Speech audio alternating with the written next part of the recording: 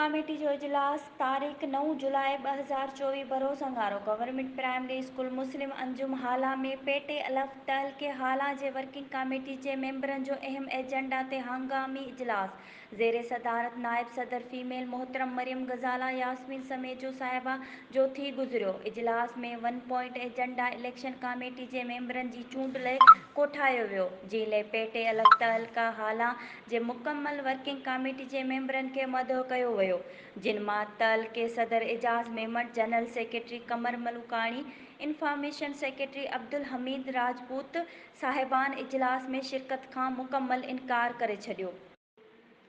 मालियात secretary अलह ॾिनो अरबाब साहब पंहिंजी उमिरि जो सुठो भारो मुकम्मल करे खाते खे अलविदा करे वियो आहे।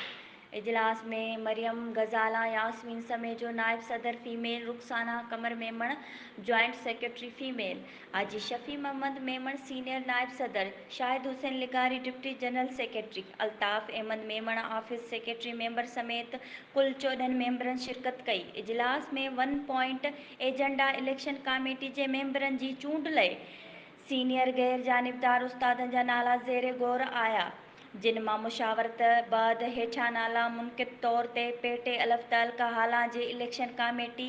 5/2024 जे लाइ चूंडिया विया। चेयरमैन मोहतरम बचिंदो कुंभार, वाइस चेयरमैन मोहतरम नज़ाकत हुसैन, सेक्रेटरी मोहतरम मोहम्मद सलीम अब्बासी।